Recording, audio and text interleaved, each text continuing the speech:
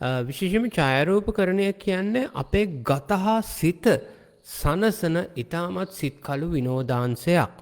ඉතින් මේ විනෝදාංශයක් වගේම ඡායාරූපකරණය කියන්නේ අපිට මුදල් හදල් හොඳින් හරි හම්බ කරන්න පුළුවන් අග්‍රගණ්‍ය විෂයක්.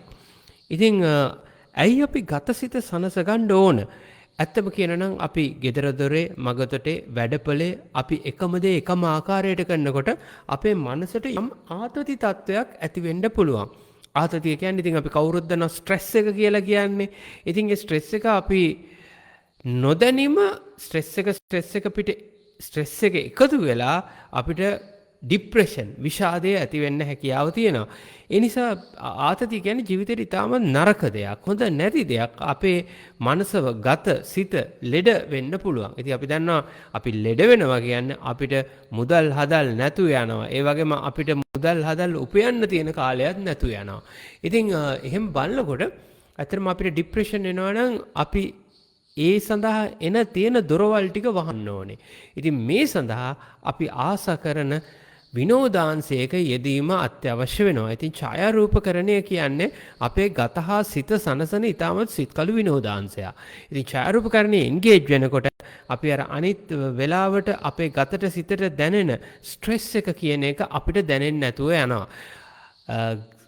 විනෝදයෙන් සතුටෙන් සැහැල්ලුවෙන් අපේ හිත පිරෙන්න යනවා. ඒ වගේම තමයි අපි කාටද මුදල් ඕනේ නැති අපි ඕන කෙනෙකුට ජීවත් වෙන්න මුදල් ඕනේ. ඒක අපි අනිවාර්යයෙන්ම දන්නවා. ඉතින් අපි ඡායාරූපකරණයේ යෙදුනොත් ඡායාරූපකරණය කියන්නේ අපිට මුදල් හදල් හොඳින් හරි හම්බ කරගන්න පුළුවන් විශේෂ ශාස්ත්‍රයක්. ෆොටෝ අරගෙන විතරක් නෙමෙයි තව ගොඩක් ඔපචුනිටිස් අවස්ථාවන් තියෙනවා මේ ඡායාරූපකරණය තුළ මුදල් හදල් හොයන්න. මේ වෙනකොට ඔයා පාසල් යන ශිෂ්‍යයෙක් නම් එහෙම නැත්නම් විශ්වවිද්‍යාල ශිෂ්‍යයෙක් කුමන හෝ මට්ටමේ ශිෂ්‍යයෙක් නම් ඔයාලා අමතර ආදායමක් හොයාගන්න ඔයාට ඡායාරූපකරණයේ යෙදෙන්න පුළුවන්. ඒ වගේම මේ වෙනකොට ඔයා රස්සාවක් හොයන කෙනෙක් නම් ඔයාලා ඡායාරූපකරණයේ ඉගෙනගෙන මේ ඡායාරූපකරණයෙන් මුදල් හොයන කෙනෙක් බවට ස්වයං රැකියාවක් හෝ ආයතනයක වැඩ කරන්න යන්න හැකියාව තියෙනවා. ඒ වගේම තමයි ඔයාට මේ වෙනකොට ඔයාට රස්සාවක් තියෙනවා නම් අමතර ආදායමක් ලෙස ඡායාරූපකරණයේ දෙන්න පුළුවන්.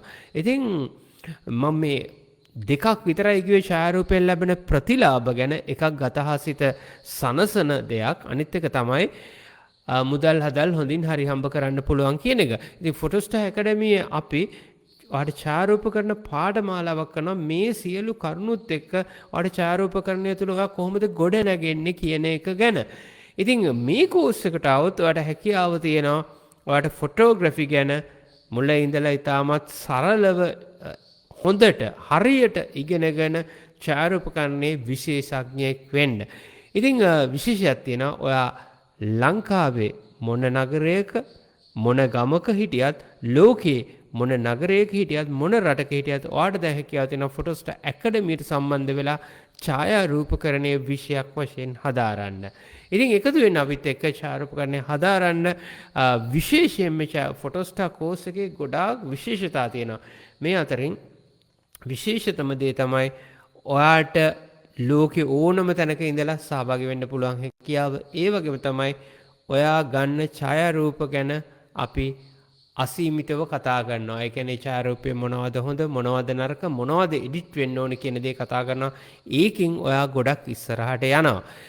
ඉතින් මතක් කරලා දෙනවා නැවතත් ෆොටෝස්ටා ඡායාරූපකරණ පාඨමාලාවට ආවට ගොඩාක් දේවල් දැනගෙන ඉගෙනගෙන ඡායාරූපකරණයෙන් ඉස්සරහට යන්න හැකියාව තියෙනවා.